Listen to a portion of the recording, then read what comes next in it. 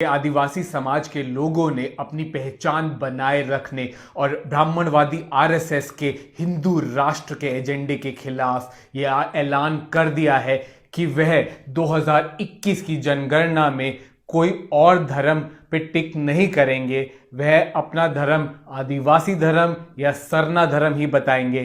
हिंदू, मुस्लिम, बौद्ध, सिख, ईसाई या जैन नहीं बताएंगे। आज इसी पक्ष में, इसी संदर्भ में देश भर में विरोध हुआ।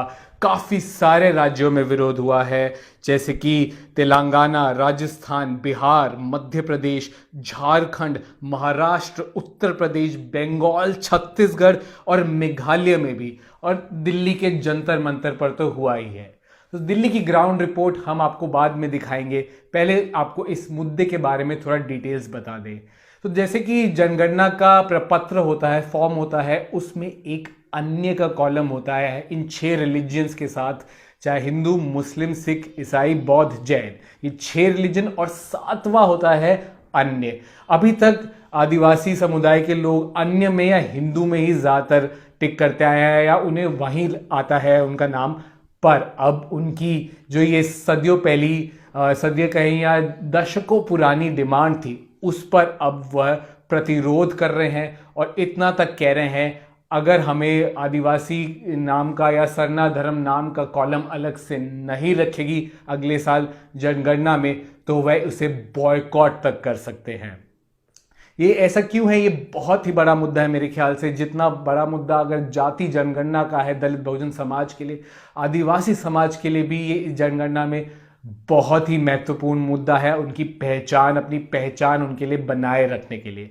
और ये इसलिए है क्योंकि ब्राह्मणवादी आरएसएस लगातार कोशिश कर रहा है कि हिंदूकरण हो आदिवासी समाज में, हिंदू धर्म थोपा जा रहा है उन पर। 7 फरवरी को ही मोहन भागवत का स्टेटमेंट आया था कि वह कोशिश कर रहे हैं, ग्राउंड पर कोशिश करेंगे कि आदिवासी समाज हिंदुओं में ही आए। मुझे लगता है आरएसएस शायद थोड़ा डर गया है, क्योंकि 2011 के सेंसस में हिंदुओं की जो संख्या थी वो 80% से पहले कम हुई है, 69% कुछ है। और ये पहली बार ऐसा हुआ है कि स्वतंत्र भारत में 80% से कम हुई है हिंदुओं की संख्या। पर ज़्यादातर लगता है कि आरएसएस को यही डर है कि सब जातियाँ अपना अपना हिस्सा मांगेंगी, आदिवासी समाज अपनी पहचान मांगेगा। उससे डरता है कि एक बड़े हिंदू अम्ब्रेला से सब जातियां आदिवासी निकल गए तो उनकी राजनीति का, ब्राह्मणवादी समाज की राजनीति का क्या होगा। तो अगर हम आपको थोड़ा इतिहास बताएं इसका, अगर आप देखें, अपनी स्क्रीन पे देख सकते हैं, अंग्रेजों के टाइम लेके चलेंगे आपको। पहले अंग्रेजों के टाइम पर जब सेंसस होते थे तब एबोरिजिनल्स, एनिमिस्टिक, ट्राइबल्स, यही नाम लिखा जाता था सेंसस में, यही उनके धर्म में, रिलीजन में नाम लिखा जाता था। पर फिर स्वतंत्रता मिली भारत को और ब्राह्मणवाद वापस आया, हिंदूकरण हुआ, संस्कृताइजेशन जिसको कहते हैं इंग्लिश में, वो हुआ, थोपा गया धर्म। और 1951 की जनगणना से ये हटा दे गया। पहले था अंग्रेजों के टाइम, आप ये भी देख सकते हैं, जैसे अंग्रेजों के टाइम एजुकेशन ज़्यादा थी, महात्मा फुले के टाइम, सावित्रीबाई फुले के टाइम एजुकेशन, और अब सिर्फ आरक्षण के हिसाब से करनी पड़ती है। पर ये इस जनगणना में भी देखें, अंग्रेजों के टाइम 1931 में कास्ट सेंसस भी तब हुआ था, फिर अब 2011 में जाके हुआ है। देखेंगे स्वतंत्र भारत अंग्रेजों के शासनकाल से ज़्यादा ब्राह्मणवादी है। अब उसके बाद अगर हम स्वतंत्र भारत में आते हैं तो इसकी डिमांड, जैसे मैंने कहा, आदिवासी समाज की डिमांड 1980 से ज़्यादा सक्रिय हुए। 1980 के दशक में जो हमें बताते हैं, राष्ट्रीय आदिवासी इंडिजिनस धर्म समन्वय समिति के जो संयोजक है अरविंद उरांव, वो कहते हैं कि 1980 में तब के जो सांसद थे कार्तिक उरांव, उन्होंने आदिवासियों के लिए अलग धर्म की मांग की थी, परंतु तब की केंद्र सरकार ने इस पर ध्यान नहीं दिया। बाद में इस मांग को तब के बुद्धिजीवी और एक्टिविस्ट रामदयाल मुंडा ने भी आगे बढ़ाया, लेकिन केंद्र सरकार ने फिर भी ध्यान नहीं दिया। फिर 21वीं सदी में 2001 में आदिवासियों ने एक नारा शुरू किया, सरना नहीं तो जनगणना नहीं। अरविंद राव और बताते हैं कि लगभग 800 प्रकार के आदिवासी जनजातियां हैं, जिनके लगभग 83 प्रकार के धर्म हैं। तो ये एक धर्म नहीं है, आदिवासी धर्म में भी अलग अलग प्रकार के धर्म है। उसमें एक मोल्ड में जो ब्राह्मणवादी हिंदू राष्ट्र चाहता है आरएसएस, वैसा नहीं है। विद इन आदिवासी भी काफी डिफरेंट टाइप के ट्राइब्स और उनके अलग अलग धर्म है। इवन झारखंड में 90 लाख के करीब सरना आदिवासियों के पास अपने धर्म को सरकारी दस्तावेजों में लिखने की कभी जगह ही नहीं मिली स्वतंत्र भारत में।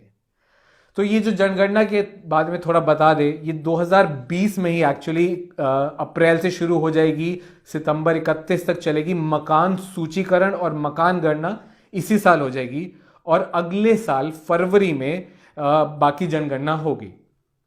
एक बहुत ही महत्वपूर्ण फैक्ट मैं बताऊंगा इसमें कि 2011 में भी झारखंड में ओराओ जाति के लोग स्पेशली उन्होंने बॉयकॉट किया था इसको, सेंसस को।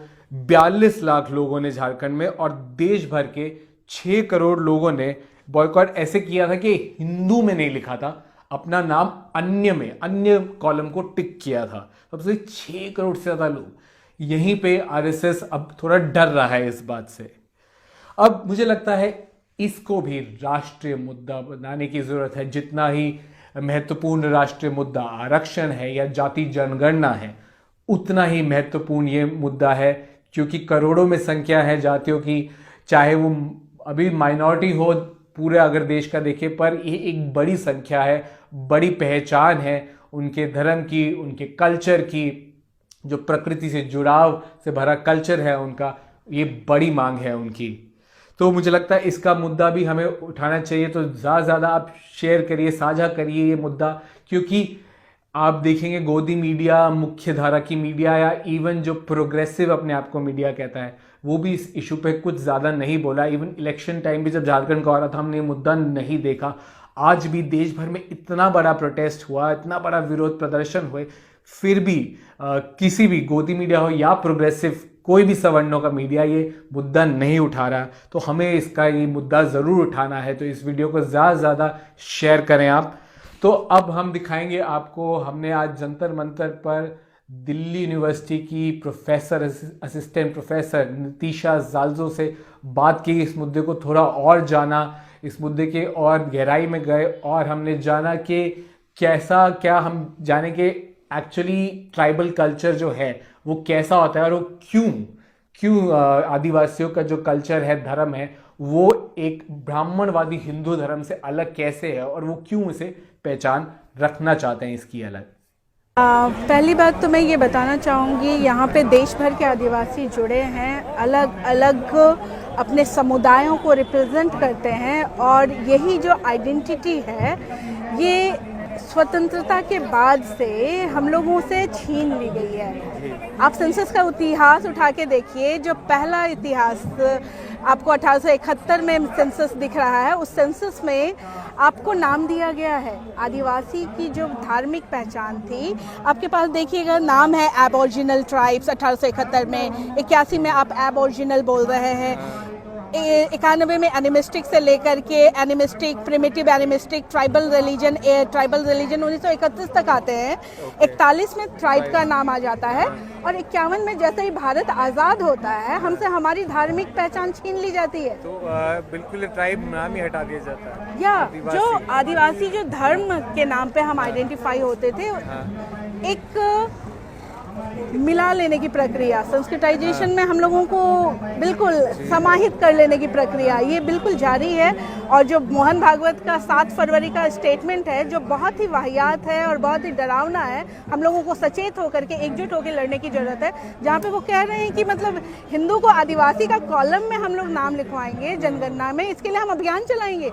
इतना शर्मनाक बयान दैनिक भास्कर के भोपाल अंक में प्रायोरिटी के साथ छपता है और हम आदिवासी लोग जो इतने लंबे समय से इस चीज़ का आग्रह कर रहे हैं, दशक हो गए हैं इस बात को करते हुए कि हम लोगों को अपने रिलीजन का कॉलम चाहिए। 7 कॉलम में जो 6 कॉलम है वो मुख्य धर्मों के नाम पे आपने दे रखा है, 7वां को आपने अन्य करके कर रखा है। We are not others. Seventh. Seventh, Yeah, okay. seventh is others and we are not others. हम आदिवासी हैं, हमारे पास अपनी पहचान है, प्रकृति के प्रति हमारा एक नज़रिया है जिसकी पूरी दुनिया को जरूरत है, हर एक सभ्यताओं को जरूरत है, हर एक धार्मिक लोगों को जरूरत है। पर तो इससे वो- मुझे ये असंवैधानिक है कि ये अधिकार नहीं दिया जा रहा। ये ऑफ अधिकार कोर्स यस, ये एक धर्मनिरपेक्ष, हम लोग सेक्युलर कंट्री में रह रहे हैं और आपके पास ये हक नहीं है कि किसी के आइडेंटिटी को आप अन्य का खाता दे करके अन्य के लिए कभी आप पॉलिसी नहीं बनाइएगा, ठीक है ना। तो आपने कैसे कैसे बार्ड किया है, किनको किनको बार्ड किया है, ये आपको सोचना पड़ेगा, देखना पड़ेगा। आपने हिंदूज को, जो भारत का सेंसस का इतिहास है, हिंदू कौन लोग लिख पा रहे थे 1871 में, फिर 1881 में, 91 में आप देखेंगे कि हर बार ब्राह्मण से लेकर क्षत्रिय, फिर वैश्य, फिर शूद्र, धीरे धीरे एक एक करके लोगों का खुलना शुरू होता रहा है, ओके। ठीक है। और फिर इनसे भी आपकी जो एक बहुसंख्यक की आइडेंटिटी नहीं बनती दिखती है, तो आप फिर आदिवासियों को भी उसमें मर्ज करना चाहते हैं। आप पाएंगे कि इनका जो एजेंडा है वो आदिवासी को आदिवासी नहीं कह के वनवासी कह रहे हैं, जी। ठीक है। जैसे इनका एजेंडा है कि हम जंगल में रहने वाले लोग हैं और बंदर भालू हैं, और कभी ना कभी जितने भी इन्वेडर्स आए उन इन्वेडर्स ने हम लोगों को जंगलों की तरफ ढकेल दिया, जी जी ठीक है। हम कहना चाहते हैं ना हम हिंदू हैं ना हम आर्यंस हैं, जी हमारी जो पहचान रही है वो हम यहाँ के मूल हैं, और यहाँ पे इस मूल आदिवासी को इग्नोर करना पूरे विश्व में भी हुआ है। ऑस्ट्रेलियंस के साथ क्या हुआ है, वहाँ के नेटिव के साथ, अमेरिकन के साथ क्या हुआ, रेड इंडियंस के साथ, सब कुछ हम लोग देख रहे हैं। और यही प्रक्रिया अभी हमारे साथ, हमारी आइडेंटिटी को एकदम खारिज करते हुए, हमारे लिए क्या है पॉलिसीज, कहाँ है हमारे सरना स्थल, कहाँ है वो जगह जहाँ पे हम प्रेयर्स करते हैं। सेक्रेट ग्रुप के नाम पे आप इन्वायरमेंटल हिस्ट्रीज में इसको पढ़ाना इंटरटेन करेंगे, एंथ्रोपोलॉजी में आप हमारे फिजिकल अपीयरेंस पे बात कर लेंगे, लिंग्विस्टिकली आप बात कर लेंगे, लेकिन जब एक फिलोसॉफी की बात आएगी तो वहाँ पे हम कुछ नहीं है, हम जीरो हो जाते हैं। जी। तो हमारी जो आइडेंटिटी है हम उसके एसोसिएशन के लिए यहाँ जमा हुए हैं, राइट। और यहाँ पे उरांव है, भील है, मुंडा है, संथाल है, खासी है, देश भर हिमाचल से, से हैं, गुजरात से, राजस्थान से, सब जगह से लोग आए हुए हैं। और इसको लेकर के बहुत संजीदगी के साथ अरविंद उरांव जी इस मूवमेंट को लीड कर रहे हैं। और लास्ट मीटिंग अंडमान निकोबार के भी आदिवासी समूह को लाने की साथ में बात हो रही है। तो जो लोग वहाँ पे हैं उनको साथ में लेकर के हम लोग आ रहे हैं इस मांग को।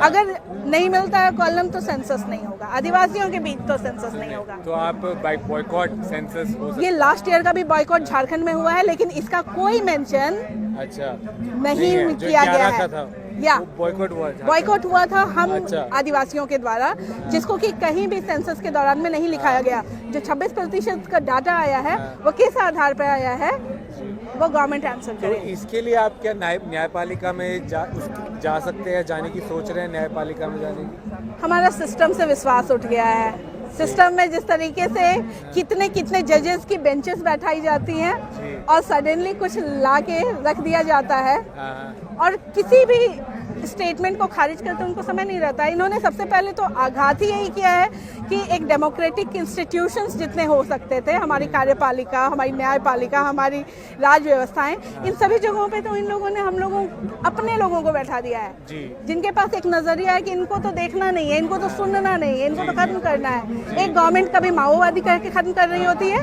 दूसरा एक सत्ता आता है वो वनवासी कह के खत्म कर रहा होता है। तो हम कहाँ किससे प्लीड तो हम नहीं करना चाहते हैं, हम लड़ना जानते हैं, लड़ते आए हैं, हिस्ट्री से हम गायब किए गए हैं, लेकिन अब नहीं। जी, ये तो गायब किए गए हैं। तो मैं चाहता हूँ हमारे दर्शकों को आप बताएं सरना धर्म क्या है, या इसको आप कैसे प्रैक्टिस करते हैं। ये मुझे लगता है इसकी भी अवेयरनेस कम है, तो थोड़ा बहुत अगर आप दर्शकों को बिल्कुल। साथ ही मैं आपको बताना चाहूँगी कि देखिए, पहले तो पूरे देश के आदिवासियों की संस्कृति अलग अलग है, वो एक होमोजेनस आइडेंटिटी नहीं है, ठीक है। सबसे पहले तो इस चीज़ को समझना होगा। तो मैं अपने ट्राइब के बारे में अपने जोग्राफिया के लोकेशन से सारी बातों को बता सकती हूँ, ठीक है। तो वो सरना के बारे में आपने पूछा, हम झारखंड के उरांव समुदाय से हैं, और वहाँ पे हमारे धर्म का नाम सरना रखा गया है, ठीक है। और ये भी बाहरी गतों ने नाम दिया है, हम अपने लोग अपने आप को सरना नहीं कहलाना चाहते हैं। सरना इज़ अ प्लेस जहाँ पे बहुत सारे साल के पेड़ होते हैं और उसको हम लोगों ने पूजनीय माना हुआ है जी। वो गांव में स्थित होगा और उस पेड़ों के बीच में हम लोग पूजा पाठ कर रहे होते हैं। हमारे पास कोई एक आवरण नहीं है, एक मंदिर नहीं है, एक मस्जिद के फॉर्म में नहीं है, कोई स्टैचूज नहीं है, कोई ऑफरिंग का पैटर्न नहीं है।